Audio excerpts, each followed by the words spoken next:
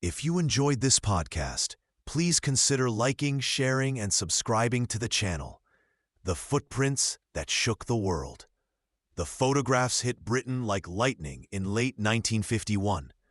Eric Shipton's images of those strange footprints spread across newspaper front pages and sparked conversations in drawing rooms from London to Edinburgh.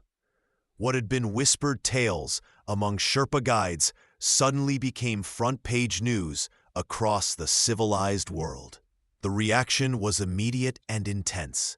Within months, expeditions began planning journeys to the Himalayas specifically to hunt for the creature that made those tracks. Scientists debated the evidence in academic journals, while adventure seekers booked passage to Nepal.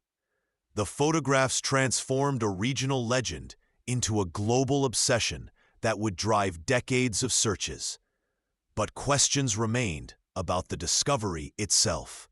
Some critics suggested the Mountaineers had staged the whole thing for publicity.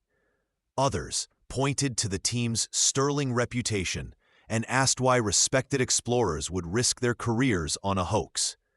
Tom Bourdillin's private diary entries, written without thought of publication, described the prints as belonging to something unknown yet undeniably real. The mystery had escaped the mountains and entered the modern world. What began as strange tracks in the snow had become humanity's most famous search for the unknown. Relics from hidden monasteries. But the most remarkable evidence lay waiting in ancient monastery walls high in the mountains. In 1958, explorer Peter Byrne arrived at Pangboche Monastery following reports of actual Yeti remains stored there for generations. The monks showed him a mummified hand they claimed came from the legendary creature itself. Local tradition spoke of Lama Sangwa Dorje, who once meditated in a remote cave where a Yeti supposedly brought him food and water daily until the creature died peacefully beside him. The hand looked disturbingly real to Byrne's trained eye. After making a substantial donation to the monastery, he convinced the monks to let him take one finger for scientific testing. The smuggling operation that followed reads like a spy novel. Byrne contacted Hollywood actor James Stewart, who was traveling through the region.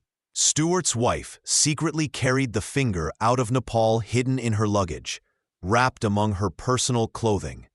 Meanwhile, Sir Edmund Hillary borrowed a supposed Yeti scalp from Kumjung Monastery in 1960 for laboratory analysis. These artifacts weren't just curiosities sitting on shelves. The monks regularly carried them through villages during fertility ceremonies, treating them as sacred objects with real spiritual power. Why would monasteries guard fake relics for centuries and create such detailed origin stories? When a legend saw the legend, the year 1986 brought an encounter that would forever change one of mountaineering's most respected figures. Reinhold Messner, the legendary climber who had conquered Everest without oxygen, was camping alone in the remote wilderness of eastern Tibet when something emerged from the darkness. Just 30 feet away stood a creature unlike anything in the zoology textbooks, approximately 7 feet tall and covered entirely in hair. The beast made a distinctive whistling sound that cut through the mountain air. An overwhelming stench filled Messner's campsite as the creature remained motionless, studying him. Then, as suddenly as it appeared, the thing vanished into the black night. Messner spent the remaining hours in terror, convinced it would return. At first light, he abandoned his camp and raced toward the nearest mountain village, where a pack of large dogs nearly tore him apart before he found refuge in an abandoned hut. When Messner reported his experience to an Indian newspaper, the mountaineering community responded with harsh ridicule. His credibility as both writer and climber suffered considerable damage. This was equivalent to Michael Jordan claiming he saw a monster. The professional stakes could not have been higher. Yet Messner had risked everything to tell his story. The DNA revelations. In 2009, Josh Gates and his Destination Truth television crew made a discovery that would change how scientists approached the Yeti mystery. While filming in Bhutan, they found hair samples near what appeared to be Yeti footprints in the snow. The team sent these samples for forensic analysis, expecting routine results that would either confirm or dismiss the evidence. The laboratory findings shocked everyone involved. The hair samples produced an unknown DNA sequence that matched nothing in any scientific database. The genetic material didn't belong to any cataloged species on Earth. This wasn't simply misidentified bear fur or human contamination. The DNA represented something entirely different. University of Oxford geneticist Brian Sykes heard about these results and decided to investigate further.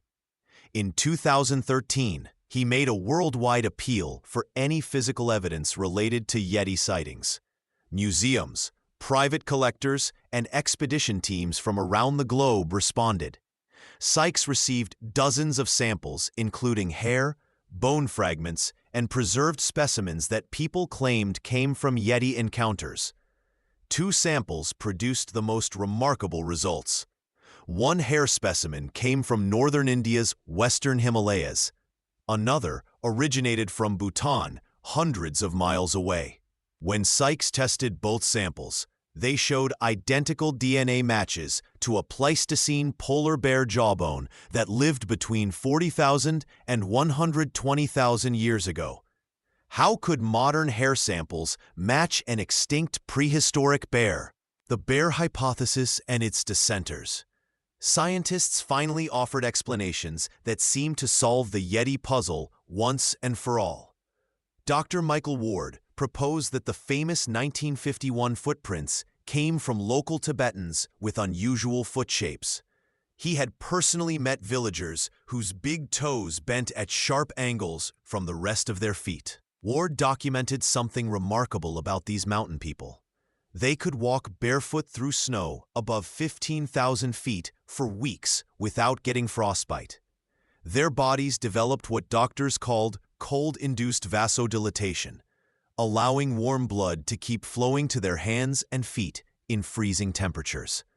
American researcher Daniel C. Taylor spent years studying the evidence and announced his findings in 2017. He identified the Asiatic black bear as the most likely source of Yeti stories. Reinhold Messner reached similar conclusions, though he believed the creature might be either a Tibetan blue bear or Himalayan brown bear. These experts explained how individual footprints could form when falling rocks hit soft snow, then get stretched and distorted as the snow melted and refroze. Yet troubling details refused to fit these neat explanations. The 1951 Shipton prints showed clear claw marks and measured nearly twice the width of human feet.